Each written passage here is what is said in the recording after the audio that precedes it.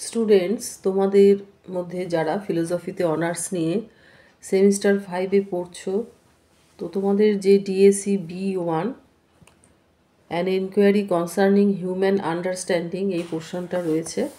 তো সেখান থেকে আমি কিছু ইম্পর্টেন্ট সাজেশনস দিচ্ছি তোমাদের আসন্ন পরীক্ষার জন্য। তো 15 মার্কসের যে কোশ্চেনগুলি রয়েছে, নাম্বার 1-এ রয়েছে ইনকোয়ারিতে হিউম কিভাবে দুপ্রকার দর্শনের মধ্যে পার্থক্য করেছেন, অথবা কোশ্চেনটা এইভাবেও আসতে পারে, হিউম কিভাবে সহজ ও স্পষ্ট দর্শন এবং সুনির্দিষ্ট ও দুর্বোধ্য দর্শনের মধ্যে পার্থক্য করেছেন।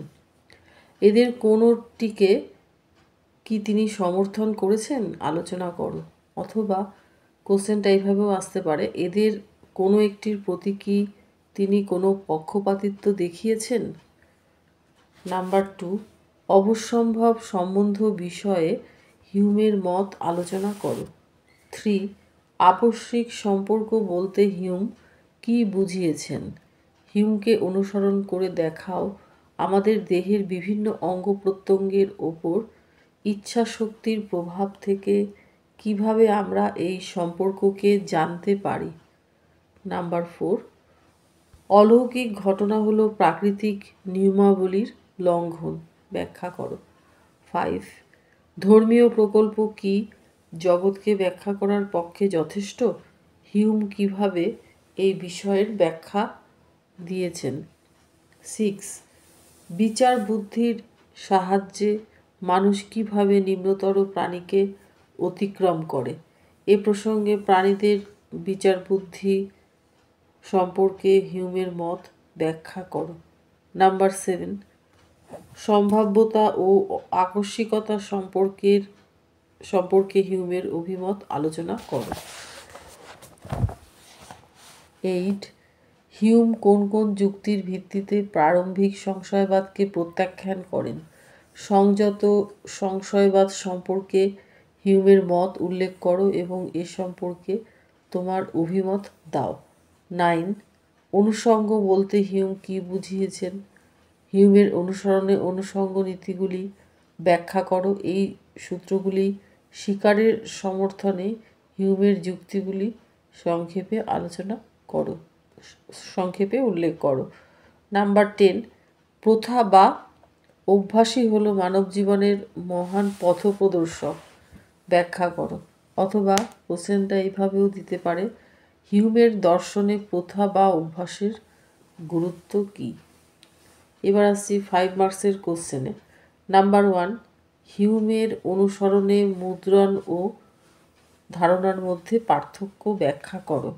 2, ধারণার সম্বন্ধ ও বস্তুস্থিতির মধ্যে পার্থক্যটি হিউমের অনুসরণে ব্যাখ্যা করো। 3, পীড়বাদ সম্পর্কে সংক্ষিপ্ত টিকা লেখো। 4, কারণিক সম্ভাব্যতা বলতে হিউম কি বুঝিয়েছেন। 5, স্বাধীনতা কি অনিবার্যতার বিরোধী, হিউমের মতে আলোচনা করো।